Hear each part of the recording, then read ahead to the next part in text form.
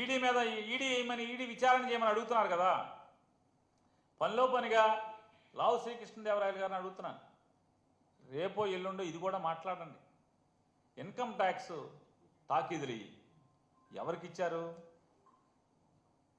మీ గౌరవ నారా చంద్రబాబు నాయుడు గారికి income tax ఇచ్చినటువంటి తాకీదు ఇది. ఈ కట్ట, ఈ పుస్తకం ఇది ఒక పేజీ కాదు. ఇది ఈ పుస్తకం కూడా మీ గౌరవ నారా చంద్రబాబు నాయుడు గారికి ఇన్కమ్ ట్యాక్స్ వారు ఇచ్చినటువంటి శ్రీముఖం. ఆల్రెడీ దీని మీద ఈడీ విచారణ ఎందుకు చేయరు?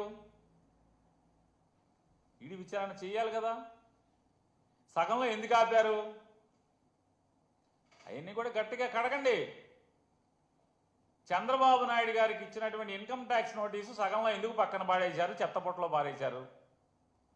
దీని మీద ఎలాగే ఈడీ చంద్రబాబు నాయుడు గారి పిఏ శ్రీనివాస్ దాకా ఈ డబ్బులు వచ్చినాయి. శ్రీనివాస్ నుంచి ఎవరైతే రాజధాని అమరావతి పేరుతో 4-5 పెద్ద కంపెనీలకి మీరు కాంట్రాక్ట్లు ఇచ్చారో 2014 నుంచి 19 దాకా, ఆ కాంట్రాక్ట్ కంపెనీల యొక్క అనామతు అకౌంట్లలో, చిత్తు అకౌంట్లలో మీకు 2000 కోట్ల రూపాయలు నగదు పంపించామని వాళ్ళు రాసుకుంటే అవి ఎవరెవరి ద్వారా మీకు చేరినాయి అంటే,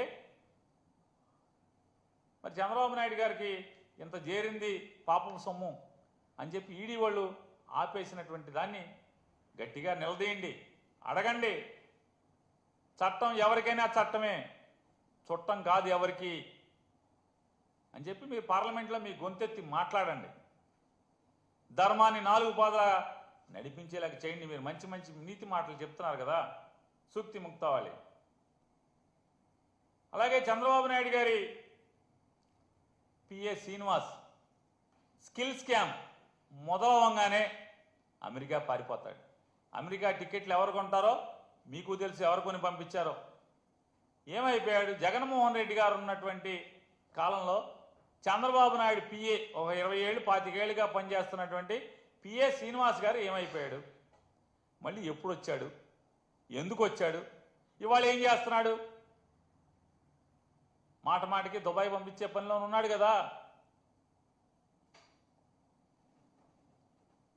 అయ్యి వదిలేసి మన శ్రీనివాసు మూటలు దుబాయ్ పంపించే ఆ లెక్కలు చూసుకుంటాక వెనకాల ఎవరు వెళ్తున్నారో మనం చూసాం. ఆ పేరుతో ఈ పేరుతో, ఏది పరిశ్రమలు తెస్తామనే పేరుతో ఊరికే వెళ్తాం, ఊరికే తిరిగి రావటం. కానీ దారిలో దుబాయ్లో ఆగుతారు. మన పాత పిఏ గారు మాట మాటికి దుబాయ్ వెళ్తాడు, లేదా పాత పిఏ గారు పైకి పేపర్లోనేమో సస్పెన్షన్ క్యాన్సిల్ చేసి మళ్ళీ ఉద్యోగం ఇచ్చారు. కానీ పేషీలో వద్దన్నారు. ఎందుకు పేషీలో వద్దన్నారు? ఈ దుబాయ్ మూటలు దుబాయ్ చేర్చాలి కాబట్టి పేషీలో అక్కర్లేదు. మరి ఈ స్కిల్ స్కామ్లో 300 చిల్లర కోట్ల రూపాయలు అక్రమం జరిగిందని చెప్పని సాక్ష్యాధారాలతో సహా కేసులు కట్టడం జరిగింది.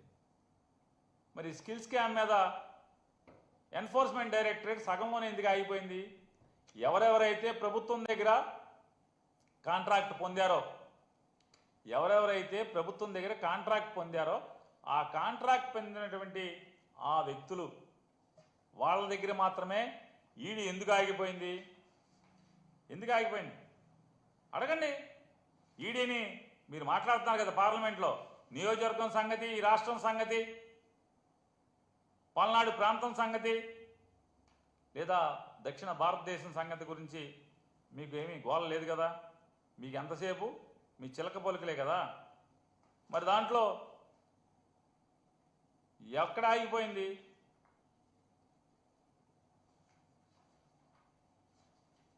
స్కిల్ స్కామ్లో ఎవరెవరైతే పాపాలు చేశారో, ఎవరెవరైతే ఈ రాష్ట్రానికి వెలుపల ఉన్న వాళ్ళు